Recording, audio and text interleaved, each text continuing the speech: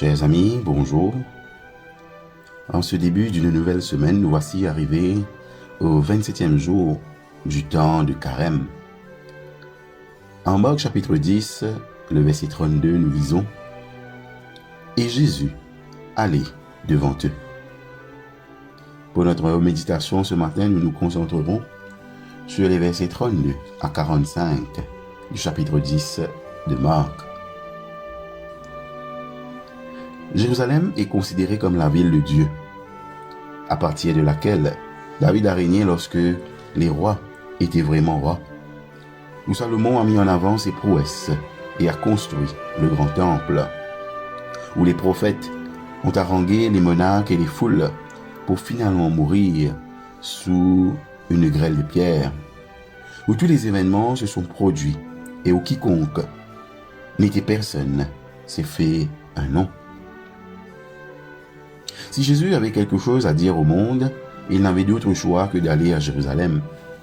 Il était si déterminé à y arriver qu'il soit sorti devant, marchant devant ses disciples.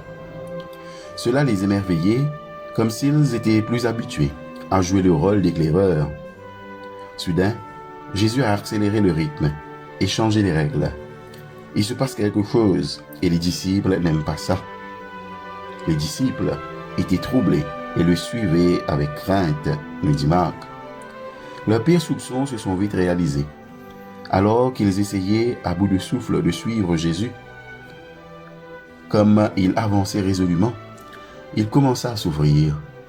Il devait se rendre à Jérusalem, la capitale de son pays, le cœur de sa nation, le symbole du peuple de Dieu. Il ne pouvait pas rester éternellement à la périphérie. Tôt ou tard, il devait les affronter, entrer dans la citadelle de ceux qui avaient apprivoisé Dieu et qui l'ont enfermé dans un rouleau et dans un sanctuaire. Il devait les affronter même s'il serait vaincu.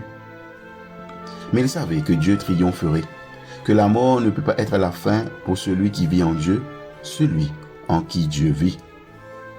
Les disciples changent immédiatement de sujet, comme ils l'ont fait à chaque fois que Jésus abordait le sujet inconfortable et embarrassant de sa propre mort. Cette fois, leur préoccupation a atteint de nouveaux sommets. Et les deux frères, Jacques et Jean, parlent sans honte apparente au sujet du plan de salle à la grande réception quand tout serait terminé. Sans même broncher, Jésus explique qu'il y a plus au ciel qu'un plan de table. Peut-être que l'innocence même de la demande des frères, leur désir enfantin, allège en un instant sa charge. Il ne peut que sourire de leur capacité, au milieu des décisions de vie ou de mort, qu'il doit affronter seul, à continuer à vivre dans un monde qui s'effondrait bien trop tôt autour d'eux. Ils sont comme des enfants qui se réveillent d'un sommeil profond et paisible, s'accrochant désespérément aux rêves qui leur échappent inexorablement. Cependant, cela a dû affliger Jésus profondément, car alors qu'il essayait de leur proposer la voie du dépouillement, leur esprit n'était rempli que de privilèges et d'avantages. Leurs questions étonnantes révèlent à quel point ils ont peu assimilé l'enseignement et l'approche de base de Jésus. Vous ne savez ce que vous demandez.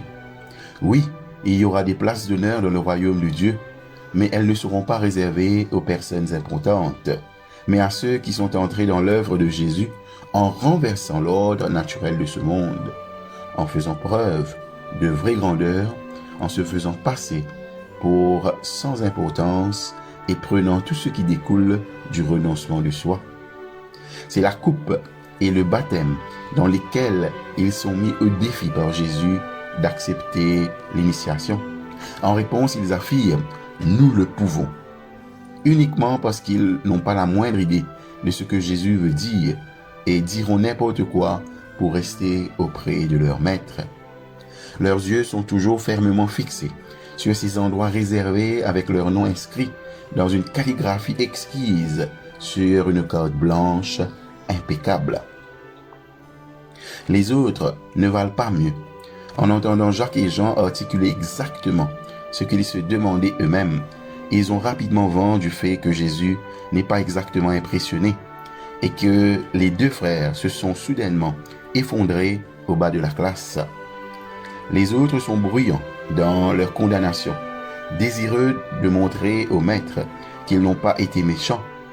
Mais Jésus les appelle afin de les inclure avec les cancres Jacques et Jean dans la masse unique de l'humanité qui a désespérément besoin de tenir compte de cela.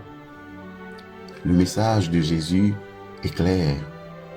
Quiconque veut être le premier parmi vous, qu'il soit esclave de tous.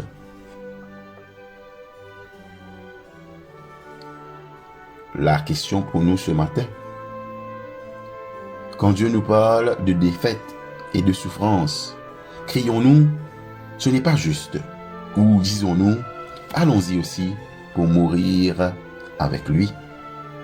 Quand Dieu nous parle de défaite et de souffrance, crions-nous, ce n'est pas juste, ou disons-nous, allons-y aussi pour mourir avec lui.